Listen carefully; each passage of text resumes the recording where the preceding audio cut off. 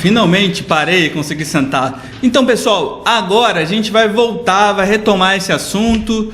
Eu trago aqui um slide que não é meu. Você pode ver aqui, por exemplo, que esse slide é um slide que eu não faria um slide assim, né? Mas vamos lá. A gente vai retomar esse assunto sobre sequências textuais. E para falar de sequências textuais, eu quero começar já chamando a atenção para uma coisa. O que acontece? Muitas pessoas é comum confundir gênero textual e sequência textual, tipo de texto. Sequência textual é tipologia textual, ok? Para a gente começar definindo, a gente vai falar inicialmente agora sobre os tipos de texto e com ênfase no texto do tipo narrativo, que eu fiquei de trazer alguns exemplos. Então, texto narrativo, a gente já sabe, né, que é um dos tipos de sequência que a gente pode encontrar entre os muitos gêneros do texto, e é o tipo de sequência também que nós conhecemos por ter alguns elementos. Eu anteriormente não cheguei a falar sobre esses elementos, mas eu vou falar sobre eles agora. Bom, na tipologia textual, a gente tem o texto do tipo narrativo como um texto que consegue receber alguns gêneros, e entre os gêneros que são possíveis temos o conto, a fábula, a lenda, o mito, biografia, o romance, a novela, a piada, a crônica, a notícia, relato. São tipos de sequências que elas propõem a narrar. Anteriormente eu falei que narrativa é o texto que se propõe a contar uma história, mas a definição ela pode ir um pouco mais além. Falando de elementos presentes na narrativa, nós temos o narrador, o enredo, personagem, ambiente, tempo e gramática. Vamos falar sobre o narrador? Narrador é aquele camarada que ele está contando essa história, né? Ele está falando a respeito do que está acontecendo, relatando os fatos, né? E esse narrador ele pode ser de inúmeros tipos, mas os dois mais conhecidos, os que possivelmente você vai encontrar na sua prova, se encontrar, muito embora revendo a tua prova, eu não pude perceber nenhum tipo desse texto nos últimos exames, mas a gente falando daquilo que é elemento que está presente no edital, a gente não pode deixar de falar sobre ele. Então, o narrador, quem é esse camarada? Ele comumente pode ser um narrador que vivencia a história, que é o narrador personagem, ou o narrador que ele conhece todos os fatos, igual aquela vizinha fofoqueira que você tem na tua rua, que sabe de tudo da vida de todo mundo. Esse narrador, essa vizinha aí, ele é conhecido como narrador onisciente. Ele sabe de tudo, sabe de todos os fatos. O narrador, ele pode ser personagem onisciente. Existem outros tipos de narrador que participa do texto, mas a gente não vai entrar nesse assunto. Existem outros tipos de narrador, obviamente, mas a gente vai falar sobre esses dois que são mais facilmente encontrados. E, além disso, temos outros elementos aí, né? Como eu falei, a gente vai para o próximo elemento aí. Aí a gente vai ver isso mais à frente, exemplificando cada um desses elementos do texto narrativo, vamos para os personagens. Obviamente, personagem é sobre quem a história está falando. Então, no texto narrativo, personagem é aquela pessoa, né? Aquela coisa, aquele centro do assunto que o narrador está se dedicando a contar. Quando o narrador é o personagem, ele mesmo está falando da sua própria história, participando do texto, entendeu? Vamos lá agora. Ambiente. Ambiente pensa na questão local, assim. Ambiente é onde se passa aquela narrativa, entendeu? É assim, digamos que o ambiente aqui da narrativa é dentro de uma escola. Eu tenho aí uma localização geográfica. Esse ambiente, essa escola, ele serve para situar também tanto a questão geográfica, local, né? Tanto a questão do ambiente onde se passa a narrativa. Então ele pode ser uma localização geográfica, mas é possível que o ambiente ele não seja especificamente um local geográfico. Vamos lá, o tempo é importante, inclusive tempo e gramática, porque os dois elementos aqui no texto eles estão interligados, né? O tempo da narrativa ele pode ser presente, pode ser passado. A narrativa psicológica ela pode estar tratando de situações que não existem no mundo real, existe na cabeça do narrador, né? Ou então alguma suposição da cabeça que desenvolve, que dá sentido à trama. Então, o tempo é importante. E o tempo a gente percebe onde? Nos verbos. O verbo é o elemento gramatical que tem o poder de nos dar informação de tempo, né? A gente sabe que uma das características, você deve ter visto isso lá acima nas aulas de português, que o verbo ele evoca características de modo temporal e número pessoal. Então, define pessoa, também define tempo. define modo, define número. Então, essas características estão presentes no verbo. Então, ao estudar a narrativa, a gente tem que pensar que essas características elas vão ser encontradas num texto narrativo. Vamos lá, numa sequência do gênero narrativo, que são muitas, que a gente vai poder perceber logo a seguir. Vamos lá. Eu trouxe aqui também uma definição, porque eu falei lá atrás o seguinte: texto narrativo é aquele que a gente se propõe a contar uma história, mas pode ser que essa definição ela tenha sido um pouco pobre. Não, pode ser não. Ela foi uma definição... Pode ser não. Essa foi uma definição pobre. Para quê? Para que você possa entender. Narrar é contar história, mas vamos lá. É utilizado para contar um caso, né? Aqui eu não estou usando a palavra história. Aqui, narrar um fato. Também não estou usando a palavra história. Contar caso, narrar história, historiar, que é, né, registrar acontecimento, não se importando se fictícios ou verdadeiros ou verídicos. Predominam nesse tempo os tempos pretérito, perfeito e imperfeito. Predominam, não são absolutos, predominam. Então você vai mais comumente encontrar os tempos passado, pretérito, tá vendo? Perfeito e imperfeito. Ou seja, quando a gente está falando de texto, um texto do tipo narrativo, nesse gênero, qualquer um dos gêneros que a gente vai tratando, a gente vai possivelmente encontrar esses elementos no passado, tá? É isso que essa definição está querendo dizer. A ação é um conjunto, é um dos principais ingredientes da narração. O tempo é outro dos ingredientes da narração.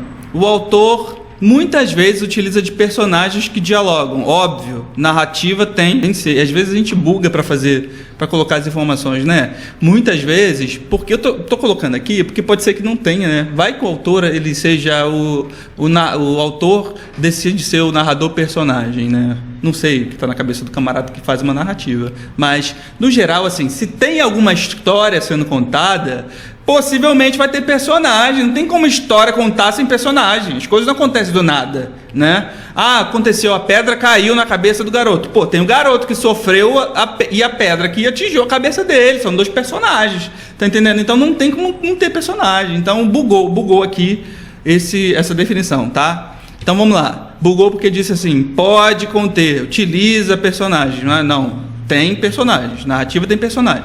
Exemplo, tem crônica, tem um caso, tem um conto, tem uma notícia de jornal, tem uma partida de futebol, tem um romance, e a gente vai ver alguns exemplos mais a seguir. Vamos lá, aqui, tu viu essa apresentação bonita que apareceu aqui? Legal, né? Vamos lá. Gêneros textuais.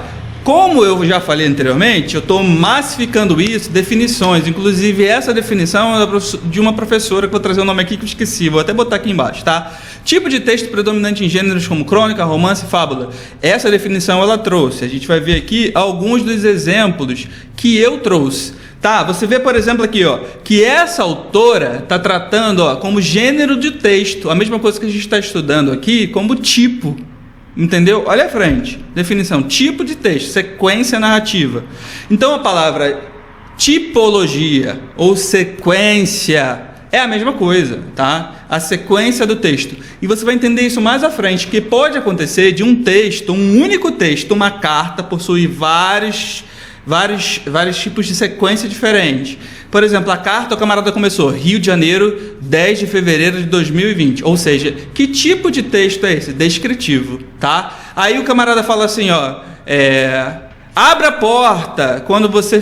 Na carta, digamos assim, não... Estou enviando essa carta para você para te informar que você deve sempre abrir a porta para o cachorro de manhã. Então, não esqueça. 2 pontos. Abra a porta para o cachorro. A sequência, abra a porta para o cachorro, é uma instrução. Então, é do tipo injuntiva, instrucional. Você está entendendo isso? Então, pode ter sequências diferentes no mesmo... tipo, no mesmo gênero. A gente chama carta, predominantemente é uma sequência narrativa, mas existem sequências diferentes dentro da carta, entendeu? Eu vou até procurar aqui e colocar daqui a pouquinho no final. A carta é um bom exemplo, porque é um tipo, né? Carta, e-mail, né? Porque é o tipo de texto que todos nós estamos bem familiarizados. Vamos lá. Eu estou trazendo aqui do romance, tá? Um trecho do romance, Vamos lá, vamos botar uma música para narrar o romance, uma música de narração de romance. Vou tentar fazer voz de locutor. Vamos lá. Nesse momento, Tupã não é contigo, replicou o chefe. O pajé riu. e seu riso sinistro reboou pelo espaço como o repulgo da aranha. Ouve-se o trovão e treme em teu seio, guerreiro, como a terra em sua profundeza. Araquém, proferindo essa palavra terrível, avançou até o meio da cabana, ali ergueu a grande pedra e calçou o pé com força no chão. Súbito abriu-se a terra. Do antro profundo saiu um medonho gemido, que parecia arrancado das entranhas do rochedo. Irapuã não tremeu, nem enfiou de susto, mas sentiu estremecer a luz nos olhos e a voz dos lábios. O Senhor do trovão é por ti. O Senhor da guerra será por Irapuã, disse o chefe. O torvo guerreiro deixou a cabana. E aí, gostou, né? Então, olha só. Quando eu tenho esse texto aqui, eu tenho alguns personagens. Vamos lá, vou te dar 1 minuto para você responder. Passou já? Então, vamos lá. E que tipo de narrador é esse? É um narrador onisciente. O narrador ele não está participando do texto, ele está narrando. Nesse momento, Tupã não é contigo. Quem é Tupã? Tupã é uma divindade, certo? Então, ó, o pajé riu. Seu riso sinistro reboou pelo espaço como o repougo da aranha. Tá vendo isso aí, ó? Ó, quando eu leio esse texto aqui, eu posso identificar alguns elementos, tá? Eu posso identificar porque eles estão presentes no texto. Eu tenho os personagens, que o texto está explicitando, e também tem aqui o verbo no passado, ó, reboar. Reboou, o verbo está no pretérito. Está vendo o tempo? A descrição do tempo? Então a narrativa está sendo descrita pelo personagem e o tempo é passado. Entendeu isso? Tá? Agora nos comentários aqui, a propósito, esses comentários não são meus, eu vou dar o crédito do comentário aqui embaixo, tá? Vou colocar aqui de quem esses comentários do texto. Vou fazer o seguinte, vou te dar uma sugestão para você parar esse texto agora e fazer essa leitura dos comentários, que a gente já vai para o próximo texto, beleza? Então, aquele texto que você leu ou não, ele serviu para que você tivesse um pouco mais de conhecimento sobre o texto. Mas vamos lá para um outro excerto, uma outra parte do texto que eu trouxe para vocês. Ó, esse foi o trecho 1. Eu separei aqui isso como exercício, né, para que você pudesse praticar quais são os elementos da narrativa e tal, mas eu vou propor isso diferente. Vou propor lá no final um quiz, ou talvez o quiz depois do bloco. Eu ainda estou pensando nisso aí, tá? Relaxa. Só quero que você entenda que existe personagem, existe tempo, existe enredo, tá? Essa narrativa a gente não consegue extrair o enredo dela toda, assim, de primeira. Por quê? Porque é óbvio, porque é um excerto, é um texto, é uma parte, não tem como você tirar isso de todo um romance que tem muitas páginas só de uma parte de um trecho, né? Vamos lá, vamos para o próximo aqui, trecho 2, tá? Vamos lá, sem voz de narrador. Rumor suspeito quebra a doce harmonia da sexta. Ergue a virgem os olhos, que o sol não deslumbra. Sua vista perturba-se diante dela e todo contemplá-la. Está um guerreiro estranho. Se é guerreiro, e se não algum mau espírito da floresta. Tem nas faces o branco das areias que bordam o mar, nos olhos o azul triste das águas profundas, ignotas armas e tecidos ignotos, cobrem-lhe o corpo. Foi rápido, como o olhar, o gesto de Iracema. A flecha embebida no arco partiu. Gotas de sangue borbulharam na face do desconhecido. De primeiro ímpeto, a mão lesta caiu sobre a cruz da espada, mas logo sorriu. A sensação quando eu vejo, quando eu tô lendo esses textos assim, cara, é que a gente precisa de um dicionário assim, né, para entender alguns termos. Lógico, esses textos, eles fazem parte de uma época, de um período, parte deles, que não é o período contemporâneo. Então, o texto literário é natural que ele traga elementos que não estão na língua cotidiana, né? Então é possível que você tenha fazer uso sim de um dicionário. Vamos pular aqui, vamos lá. Aqui, ó, esse aqui agora é um outro tipo gênero de texto que eu gosto muito, tá? É uma fábula. Olha para isso aqui, ó.